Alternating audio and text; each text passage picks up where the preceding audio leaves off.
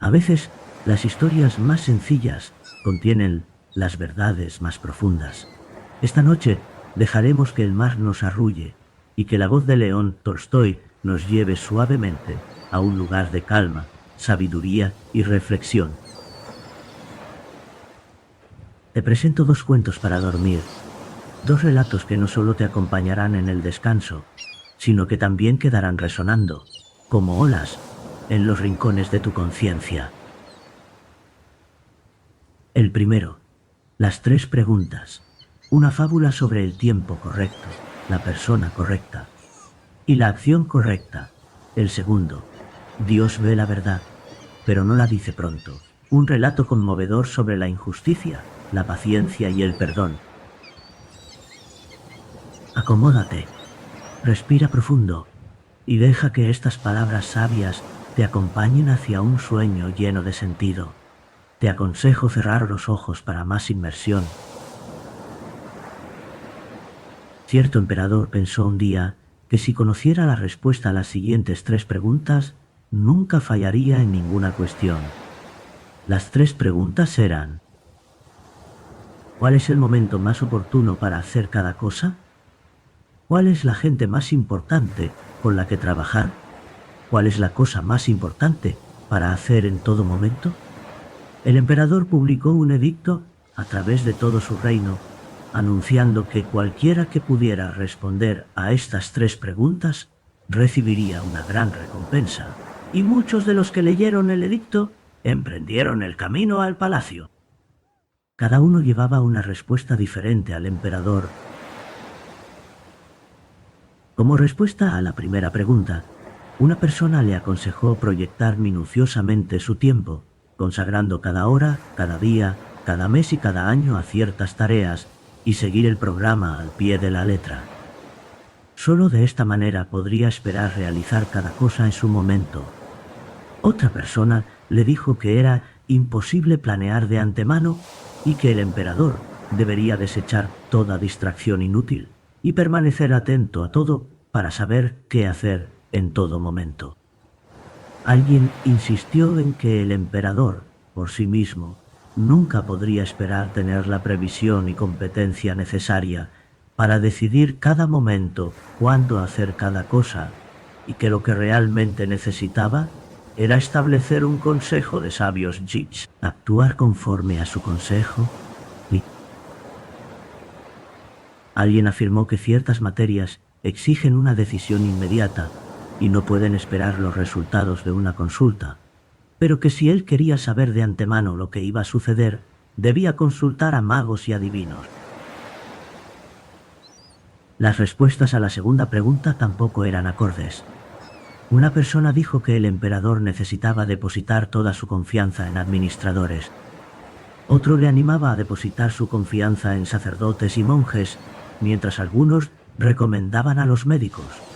Otros que depositara su fe en guerreros. La tercera pregunta trajo también una variedad similar de respuestas. Algunos decían que la ciencia es el empeño más importante. Otros insistían en la religión e incluso algunos clamaban por el cuerpo militar como lo más importante. Y puesto que las respuestas eran todas distintas, el emperador no se sintió complacido con ninguna y la recompensa no fue otorgada. Después de varias noches de reflexión, el emperador resolvió visitar a un ermitaño que vivía en la montaña y del que se decía que era un hombre iluminado. El emperador deseó encontrar al ermitaño y preguntarle las tres cosas, aunque sabía que él nunca dejaba la montaña y se sabía que solo recibía a los pobres, rehusando tener algo que ver con los ricos y poderosos. Así pues, el emperador se vistió de simple campesino y ordenó a sus servidores que le aguardaran al pie de la montaña, mientras él subía solo a buscar al ermitaño. Al llegar al lugar donde habitaba el hombre santo, el emperador le halló cavando en el jardín frente a su pequeña cabaña.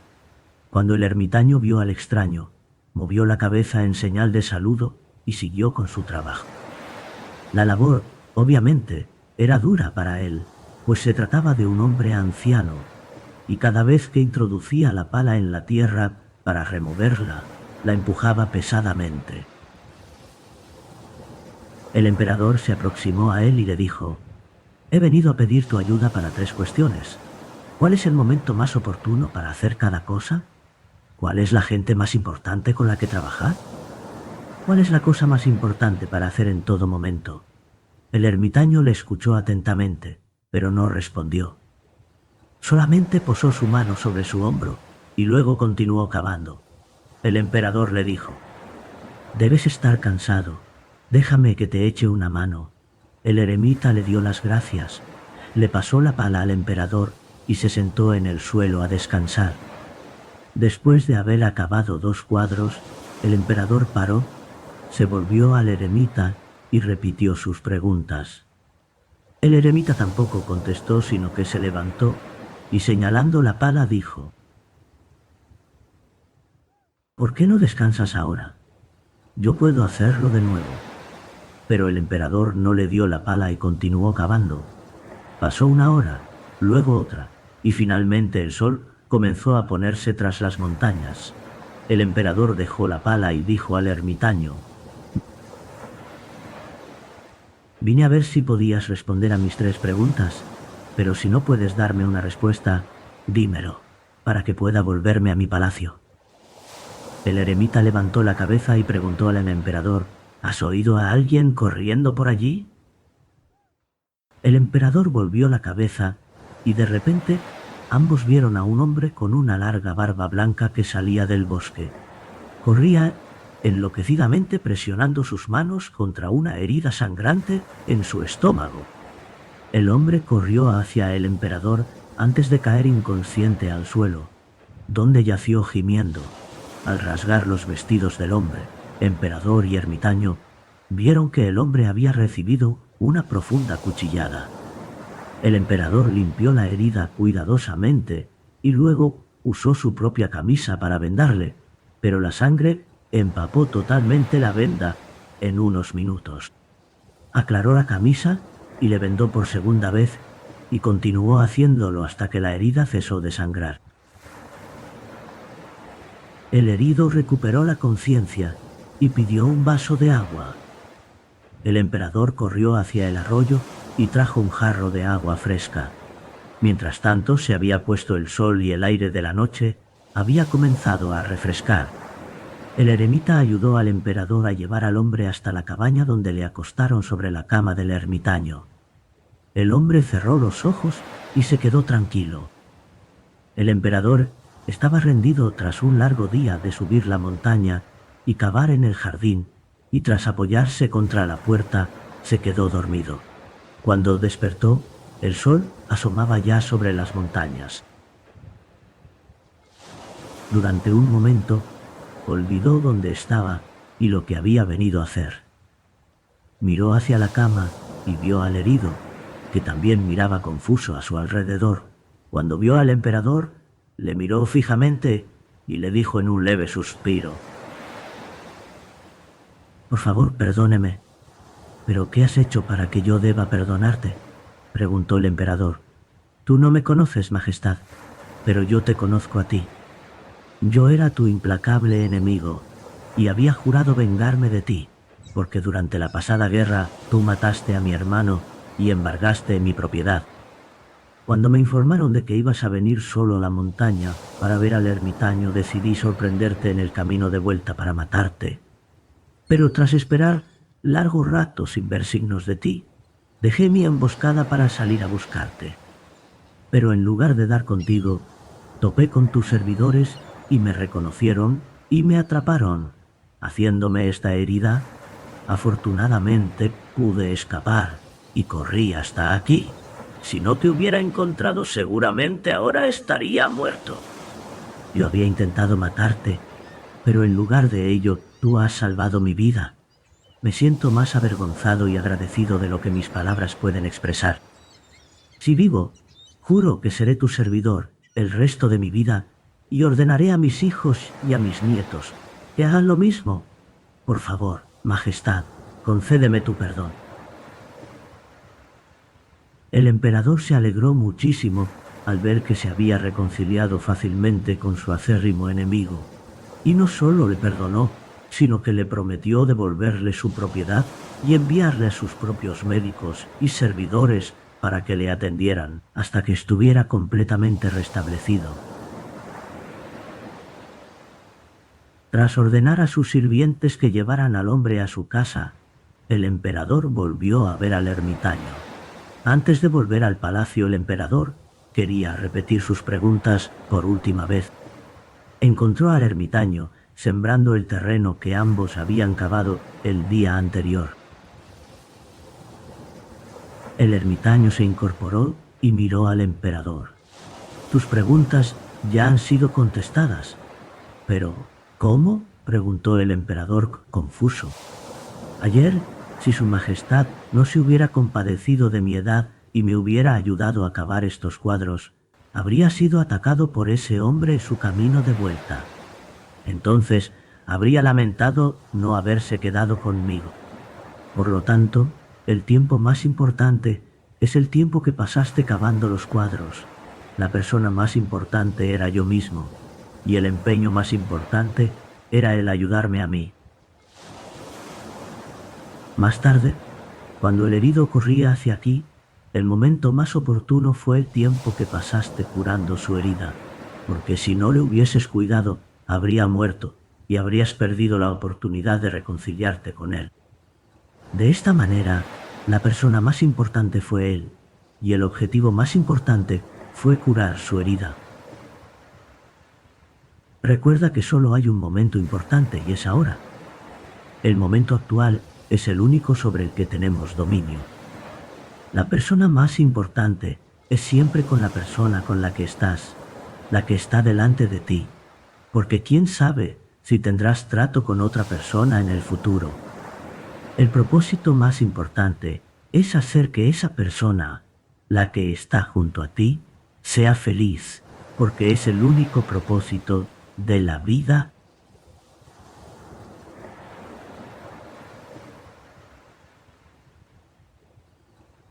En la ciudad de Vladimir vivía un joven comerciante llamado Aksenov. Tenía 3 tiendas y una casa. Era un hombre apuesto, de cabellos rizados. Tenía un carácter muy alegre y se le consideraba como el primer cantor de la ciudad. En sus años mozos había bebido mucho y cuando se emborrachaba solía alborotar. Pero desde que se había casado no bebía casi nunca y era muy raro verlo borracho. Un día, Aksenov iba a ir a una fiesta de Niñi. Al despedirse de su mujer, ésta le dijo: «Iván Dmitrievich, no vayas. He tenido un mal sueño relacionado contigo». «¿Es que temes que me vaya de juerga?», replicó Aksenov echándose a reír. «No sé lo que temo, pero he tenido un mal sueño. Soñé que venías de la ciudad y en cuanto te quitaste el gorro vi que tenías el pelo blanco. Eso significa abundancia. Si logro hacer un buen negocio, te traeré buenos regalos». Tras de esto, Aksenov se despidió de su familia y se fue. Cuando hubo recorrido la mitad del camino, se encontró con un comerciante conocido y ambos se detuvieron para pernoctar. Después de tomar el té, fueron a acostarse en 2 habitaciones contiguas. Aksenov no solía dormir mucho. Se despertó cuando aún era de noche y para hacer el viaje con la fresca, llamó al cochero y le ordenó enganchar los caballos. Después, arregló las cuentas con el posadero y se fue. Ya había dejado atrás 40 verstas cuando se detuvo para dar pienso a los caballos. Descansó un rato en el zaguán de la posada y a la hora de comer pidió un samovar. Luego sacó la guitarra y empezó a tocar. Pero de pronto llegó un troika con cascabeles. Se apearon de ella 2 soldados y un oficial, que se acercó a Aksenov y le preguntó quién era y de dónde venía. Este respondió la verdad a todas las preguntas y hasta invitó a su interlocutor a tomar una taza de té, pero él continuó haciendo preguntas. ¿Dónde había pasado aquella noche? ¿Había dormido solo o con algún compañero? ¿Había visto a este de madrugada? ¿Por qué se había marchado tan temprano de la posada? Aksenov se sorprendió de que le preguntan todo aquello. ¿Por qué me interroga?, inquirió a su vez. No soy ningún ladrón, ni tampoco un bandido. Mi viaje se debe a unos asuntos particulares. Soy jefe de policía, y te pregunto todo esto porque encontraron degollado al comerciante con el que pasaste la noche, replicó el oficial. Quiero ver tus cosas, añadió después de llamar a los soldados y de ordenarles que lo registraran de arriba abajo. Entraron en la posada y revolvieron las cosas de la maleta y del saco de viaje de Aksenov. De pronto, el jefe de policía encontró un cuchillo en el saco. ¿De quién es esto?, exclamó. Aksenov se horrorizó al ver que habían sacado un cuchillo ensangrentado de sus cosas. ¿Por qué está manchado de sangre?, preguntó el jefe de policía. Aksenov apenas pudo balbucir lo siguiente. Yo no sé. Este Q no es mío. De madrugada han encontrado al comerciante, degollado en su cama. La pieza donde ustedes pernoctaron estaba cerrada por dentro y nadie ha entrado en ella, salvo ustedes dos. Este cuchillo ensangrentado estaba entre tus cosas, y además, por tu cara se ve que eres culpable. Dime cómo lo has matado y qué cantidad de dinero le quitaste. Aksenov juró que no había cometido ese crimen, que no había vuelto a ver al comerciante después de haber tomado el té con él, que los 8.000 rublos que llevaba eran de su propiedad y que el cuchillo no le pertenecía. Pero, al decir esto, se le quebraba la voz. Estaba pálido y temblaba, de pies a cabeza, como un culpable. El jefe de policía ordenó a los soldados que ataran a Aksenov y lo llevaran a la troika. Cuando lo arrojaron en el vehículo con los pies atados, se persignó y se echó a llorar. Le quitaron todas las cosas y el dinero y lo encerraron en la cárcel de la ciudad más cercana. Pidieron informes de Aksenov en la ciudad de Vladimir. Tanto los comerciantes como la demás gente de la ciudad dijeron que, aunque de mozo se había dado a la bebida, era un hombre bueno. Juzgaron a Aksenov por haber matado a un comerciante de Riazán y por haberle robado 20.000 rublos. Su mujer estaba preocupadísima y no sabía ni qué pensar. Sus hijos eran de corta edad y el más pequeño de pecho. Se dirigió con todos ellos a la ciudad en que Aksenov se hallaba detenido. Al principio no le permitieron verlo, pero tras muchas súplicas, los jefes de la prisión lo llevaron a su presencia. Al verlo vestido de presidiario y encadenado, la pobre mujer se desplomó y tardó mucho en recobrarse. Después, con los niños en torno suyo, se sentó junto a él, lo puso al tanto de los pormenores de la casa y le hizo algunas preguntas. Aksenov relató a su vez, con todo detalle, lo que le había ocurrido. ¿Qué pasará ahora?, preguntó la mujer. ¿Hay que pedir clemencia al zar? No es posible que perezca un hombre inocente. La mujer le explicó que había hecho una instancia, pero que no había llegado a manos del zar. No en vano soñé que se te había vuelto el pelo blanco, ¿te acuerdas? Has encanecido de verdad. No debiste hacer ese viaje, exclamó ella, y luego, acariciando la cabeza de su marido, añadió: Mi querido Vania, dime la verdad. ¿Fuiste tú? ¿Eres capaz de pensar que he sido yo?, exclamó Aksenov, y cubriéndose la cara con las manos, rompió a llorar. Al cabo de un rato, un soldado ordenó a la mujer y a los hijos de Aksenov que se fueran. Esta fue la última vez que Aksenov vio a su familia. Posteriormente, recordó la conversación que había sostenido con su mujer y que también ella había sospechado de él, y se dijo: por lo visto, nadie, excepto Dios, puede saber la verdad. Solo a él hay que rogarle, y solo de él esperar misericordia. Desde entonces, Dejó de presentar solicitudes y de tener esperanzas. Se limitó a rogar a Dios. Lo condenaron a ser azotado y a trabajos forzados. Cuando le cicatrizaron las heridas de la paliza, fue deportado a Siberia en compañía de otros presos. Vivió 26 años en Siberia. Los cabellos se le tornaron blancos como la nieve y le creció una larga barba, rala y canosa. Su alegría se disipó por completo. Andaba lentamente y muy encorvado, y hablaba poco. Nunca reía, y a menudo rogaba a Dios. En el cautiverio aprendió a hacer botas, y con el dinero que ganó en su nuevo oficio, compró el libro de los mártires, que solía leer cuando había luz en su celda. Los días festivos iba a la iglesia de la prisión, leía el libro de los apóstoles y cantaba en el coro. Su voz se había conservado bastante bien.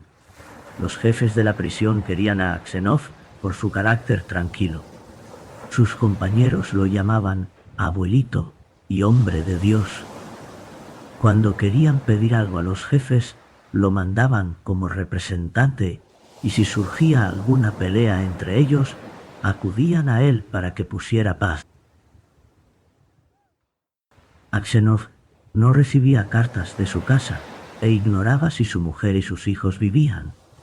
Un día trajeron a unos prisioneros nuevos a Siberia.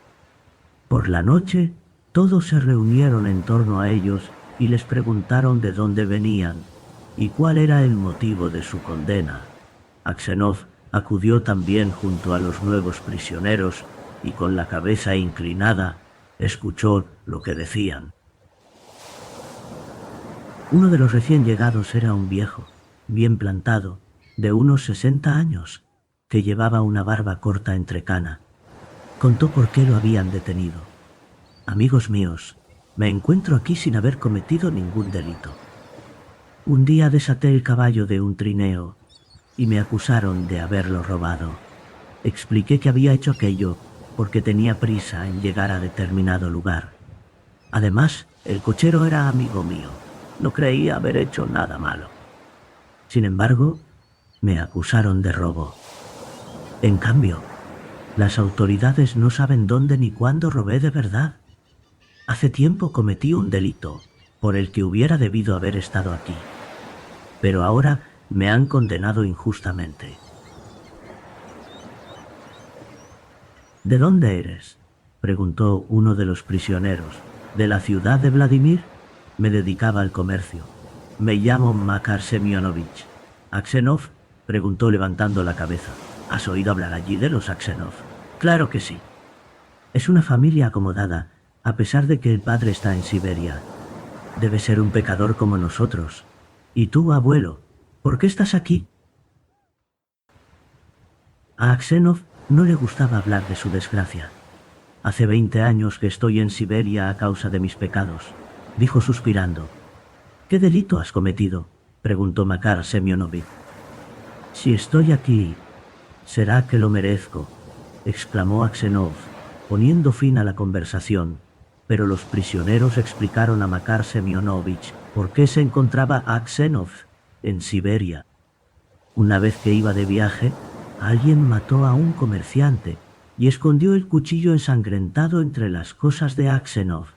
Por ese motivo lo habían condenado injustamente. ¡Qué extraño! ¡Qué extraño! ¿Cómo has envejecido, abuelito?, exclamó Makar Semyonovich, después de examinar a Aksenov, y le dio una palmada en las rodillas. Todos le preguntaron de qué se asombraba y dónde había visto a Aksenov, pero Makar Semyonovich se limitó a decir: «Es extraño, amigos míos, que nos hayamos tenido que encontrar aquí». Al oír las palabras de Makar Semyonovich, Aksenov pensó que tal vez supiera quién había matado al comerciante. «Makar Semyonovich, ¿has oído hablar de esto antes de venir aquí? ¿Me has visto en alguna parte?», preguntó. «El mundo es un pañuelo y todo se sabe, pero hace mucho tiempo que oí hablar de ello y ya casi no me acuerdo. Tal vez sepas quién mató al comerciante». Sin duda ha sido aquel entre cuyas cosas encontraron el cuchillo, replicó Makar Semyonovich, echándose a reír. Incluso si alguien lo metió allí, ¿cómo no lo han cogido? ¿No le consideran culpable? ¿Cómo iban a esconder el cuchillo en tu saco si lo tenías debajo de la cabeza?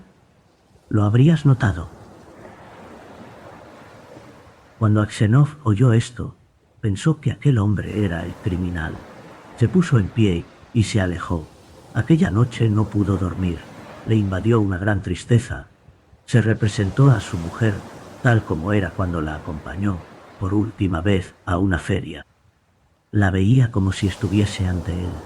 Veía su cara y sus ojos y oía sus palabras y su risa. Después se imaginó a sus hijos como eran entonces, pequeños aún, uno vestido con una chaqueta y el otro junto al pecho de su madre. Recordó los tiempos en que fuera joven y alegre, y el día en que hablaba sentado en el balcón de la posada, tocando la guitarra, y vinieron a detenerle. Recordó cómo lo azotaron y le pareció volver a ver al verdugo, a la gente que estaba alrededor, a los presos. Se le representó toda su vida durante aquellos 26 años hasta llegar a viejo. Fue tal su desesperación al pensar en todo esto que estuvo a punto de poner fin a su vida. Todo lo que me ha ocurrido ha sido por este malhechor, pensó. Sintió una ira invencible contra Makar Semyonovich y quiso vengarse de él, aunque esta venganza le costase la vida. Pasó toda la noche rezando, pero no logró tranquilizarse. Al día siguiente, no se acercó para nada a Makar Semyonovich y procuró no mirarlo siquiera. Así transcurrieron 2 semanas. Aksenov no podía dormir y era tan grande su desesperación que no sabía qué hacer. Una noche empezó a pasear por la sala. De pronto vio que caía tierra debajo de un catre. Se detuvo para ver qué era aquello. Súbitamente, Makar Semyonovich salió de debajo del catre y miró a Aksenov con expresión de susto. Este quiso alejarse. Pero Makar Semyonovich, cogiéndole de la mano, le contó que había socavado un paso debajo de los muros y que todos los días, cuando lo llevaban a trabajar, sacaba la tierra metida en las botas. Si me guardas el secreto, abuelo, te ayudaré a huir. Si me denuncias, me azotarán. Pero tampoco te vas a librar tú, porque te mataré. Viendo ante sí al hombre que le había hecho tanto daño, Aksenov tembló de pies a cabeza. Invadido por la ira, se soltó de un tirón y exclamó: «No tengo por qué huir, ni tampoco tienes por qué matarme. Hace mucho que lo hiciste, y en cuanto a lo que preparas, lo diré o no lo diré, según Dios me dé a entender». Al día siguiente, cuando sacaron a los presos a trabajar, los soldados se dieron cuenta de que Makar Semyonovich llevaba tierra en las cañas de las botas. Después de una serie de búsquedas, encontraron el subterráneo que había hecho. Llegó el jefe de la prisión para interrogar a los presos. Todos se negaron a hablar. Los que sabían que era Makar Semyonovich no lo delataron, porque les constaba que lo azotarían hasta dejarlo medio muerto. Entonces, el jefe de la prisión se dirigió a Aksenov. Sabía que era veraz. «Abuelo, tú eres un hombre justo. Dime quién ha cavado el subterráneo, como si estuvieras ante Dios». Makar Semyonovich miraba al jefe de la prisión, como si tal cosa. No se volvió siquiera hacia Aksenov. A este le temblaron las manos y los labios. Durante largo rato no pudo pronunciar ni una sola palabra. ¿Por qué no delatarle cuando él me ha perdido? Que pague por todo lo que me ha hecho sufrir. Pero si lo delato, lo azotarán. Y si lo acuso injustamente... Además, ¿acaso eso aliviaría mi situación?, pensó. «Anda, viejo, dime la verdad. ¿Quién ha hecho el subterráneo?», preguntó de nuevo el jefe. «No puedo, excelencia», replicó Aksenov, después de mirar a Makar Semyonovich. «Dios no quiere que lo diga, y no lo haré. Puede hacer conmigo lo que quiera. Usted es quien manda». A pesar de las reiteradas insistencias del jefe, Aksenov no dijo nada más, y no se enteraron de quién había cavado el subterráneo. A la noche siguiente, cuando Aksenov se acostó, apenas se hubo dormido, oyó que alguien se había acercado, sentándose a sus pies. Miró y reconoció a Makar Semyonovich. «¿Qué más quieres? ¿Para qué has venido?», exclamó. Makar Semyonovich guardaba silencio. «¿Qué quieres? Lárgate. Si no te vas, llamaré al soldado», insistió Aksenov, incorporándose. Makar Semyonovich se acercó a Aksenov y le dijo en un susurro: «Iván Dmitrievich, perdóname. ¿Qué tengo que perdonarte? Fui yo quien mató al comerciante y quien metió el cuchillo entre tus cosas. Iba a matarte a ti también, pero oí ruido fuera. Entonces oculté el cuchillo en tu saco y salí por la ventana». Aksenov no supo qué decir.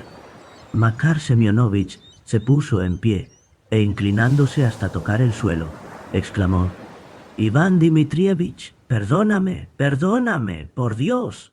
Confesaré que maté al comerciante y te pondrán en libertad. Podrás volver a tu casa. Qué fácil es hablar. ¿Dónde quieres que vaya ahora?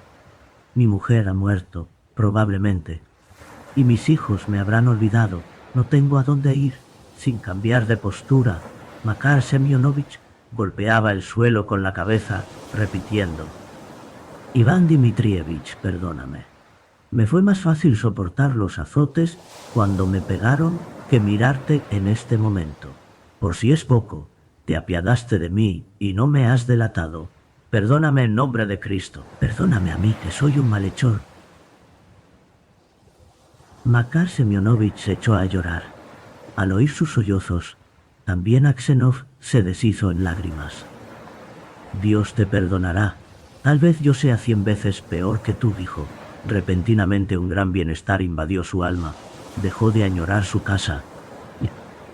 Ya no sentía deseos de salir de la prisión. Solo esperaba que llegase su último momento. Makar Semyonovich no hizo caso a Aksenov y confesó su crimen. Pero cuando llegó la orden de libertad, Aksenov había muerto ya.